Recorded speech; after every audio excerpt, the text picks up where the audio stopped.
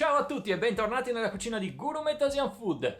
Oggi torniamo in Cina per preparare un piatto molto famoso, originario di questo paese, ma molto diffuso anche in tutto il resto dell'Asia. Sto parlando della zuppa di wonton, ovvero una zuppa con ravioli ripieni di carne di pollo e gamberi.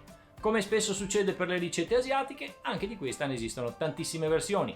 Il brodo può essere preparato con diversi ingredienti, la pasta per i ravioli è diversa a seconda della regione della Cina, il ripieno dei ravioli può essere vegetariano o meno, i vari componenti della zuppa, quindi le varie guarnizioni, possono essere di diverso tipo e addirittura la versione di Hong Kong comprende anche dei noodles. La versione che preparo oggi io è composta da carne di pollo, gamberi e verdure e ci sono un sacco di cose da fare perché ci sarà per l'appunto da fare il brodo che richiede molto tempo, ci sarà da fare la pasta dei ravioli fatta in casa chiaramente, confezionare i ravioli che chiederà un attimino di tecnica ma vi farò vedere come e poi dovremo preparare anche tutti i vari ingredienti che fortunatamente non sono complicati da trovare. Andiamoli a vedere tutti insieme e poi mettiamoci al lavoro. Let's go!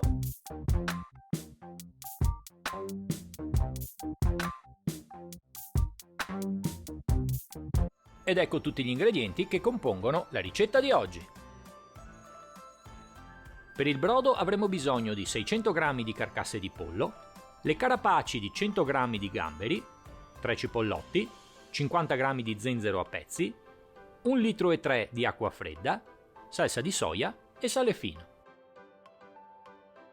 Per il ripieno avremo bisogno di 150 g di pollo macinato, 100 g di code di gamberi pulite, 2 cipollotti cotti nel brodo, 20 g di zenzero grattugiato, uno spicchio di aglio tritato, un cucchiaio di salsa di soia, un cucchiaio di salsa d'ostriche, un cucchiaio di vino di Shanseng, mezzo cucchiaino di bicarbonato di sodio, qualche goccia di olio di sesamo, sale e pepe quanto basta.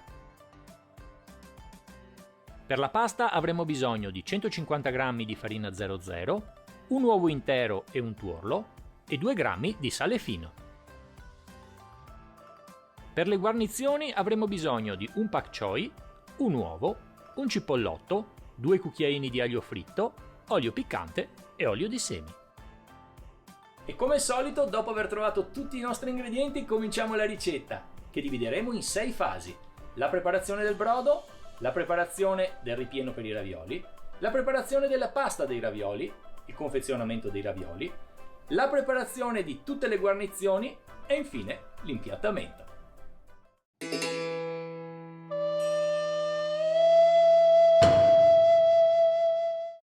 Cominciamo a preparare il brodo mettendo in una pentola le carcasse di pollo. Ricopriamo il tutto di acqua fredda, copriamo e portiamo a ebollizione. Una volta che l'acqua comincerà a bollire, scoliamo il tutto in un passino, risciacquiamo con acqua fredda e puliamo bene le ossa in modo da eliminare tutte le impurità presenti.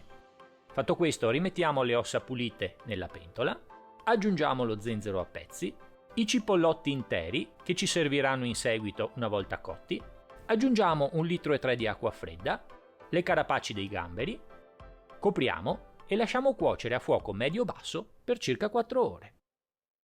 Passato questo tempo il nostro brodo si sarà ristretto.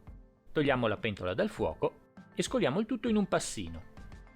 Recuperiamo i cipollotti che ci serviranno per la farcia dei ravioli e eliminiamo le ossa recuperando bene tutto il brodo ottenuto.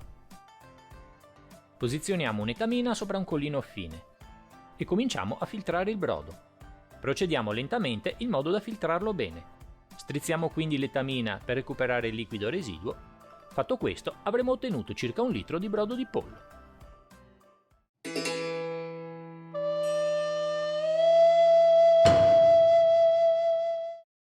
Per prima cosa tritiamo finemente il cipollotto che abbiamo ottenuto dalla cottura del brodo. Posizioniamo le code di gamberi in un tagliere e cominciamo a tritarle grossolanamente. Continuiamo questa operazione in modo da ottenere una poltiglia eterogenea.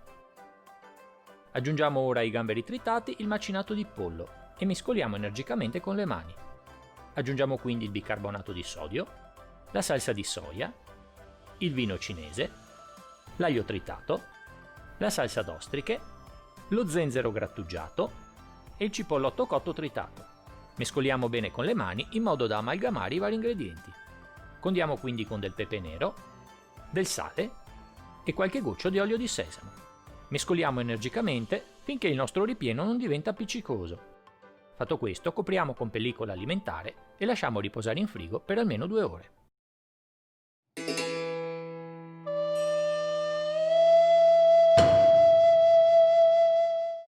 Per cominciare, aggiungiamo la farina in una bacinella.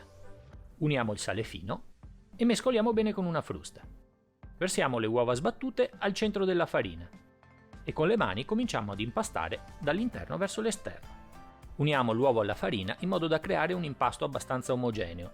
Se l'impasto risulta troppo duro, aggiungete qualche goccia d'acqua. Quando l'impasto sarà legato, lavoriamolo energicamente per 5 minuti. A questo punto avremo ottenuto un impasto omogeneo. Ricopriamolo di pellicola alimentare e lasciamolo riposare a temperatura ambiente per un'ora. Passato questo tempo, stendiamo un po' il nostro impasto e cominciamo a lavorarlo con la macchina per la pasta. Stendiamolo in sfoglie sempre più fine, in modo da ottenere alla fine della pasta molto sottile. Con l'utilizzo di un righello e di un piccolo coltellino, tagliamo la pasta in quadrati regolari di 8 cm x 8 cm di lato. Una volta fatto questo, avremo ottenuto i nostri fogli per la preparazione dei ravioli.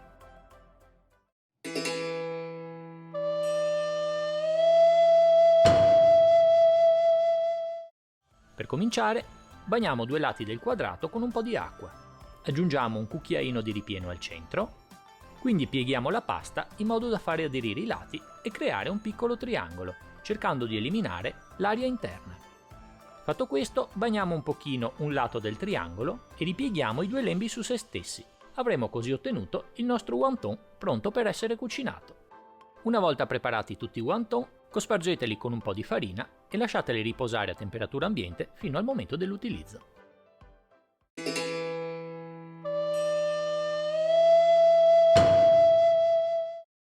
Con l'utilizzo di un coltello molto affilato, tagliate sottilmente la parte verde e quindi la parte bianca del cipollotto.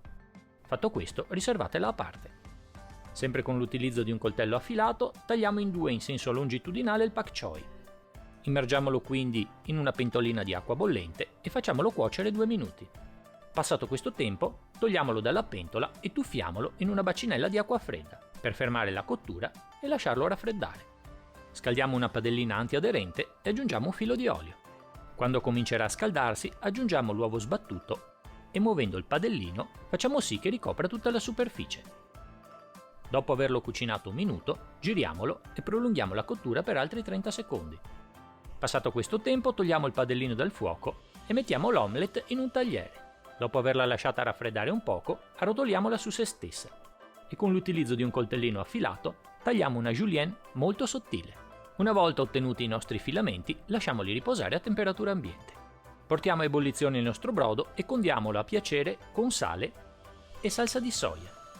Mescoliamo bene e lasciamolo in caldo. Portiamo a bollore una pentola d'acqua e aggiungiamo i nostri ravioli. Cuciniamoli per 6 minuti. Una volta fatto questo, togliamoli dall'acqua e prepariamoci per l'impiattamento.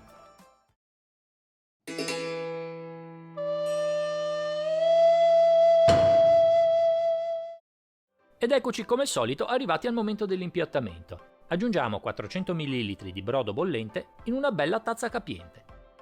Posizioniamo i nostri wonton, il pak choi, l'uovo a julienne, il cipollotto affettato, un po' di aglio fritto e per finire qualche goccia di olio piccante.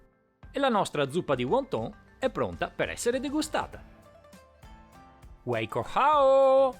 Buon appetito! Ed ecco fatto, finita anche questa ricetta cinese che, come avete visto, è un po' lunga, ci sono vari passaggi, alcuni dei quali richiedono anche un pochino di manualità. Se però seguite le istruzioni del video con attenzione non dovreste avere nessun problema a confezionare i ravioli. Oltretutto la chiusura che vi ho fatto vedere è una chiusura standard abbastanza tipica, ma ne esistono anche di più semplici o di più complicate e fantasiose. Oltretutto per la cottura 6 minuti al dente, se preferite la pasta più cotta chiaramente prolungata di qualche minuto. Bene ragazzi, spero che il video vi sia piaciuto e che la ricetta vi riuscirà bene. Continuate a seguire il mio canale Gourmet Asian Food, mettete un piccolo like al video, se non siete ancora iscritti iscrivetevi e azionate la campanellina. Io la prossima settimana sono sempre qui per voi con una nuova ricetta. Ciao a tutti!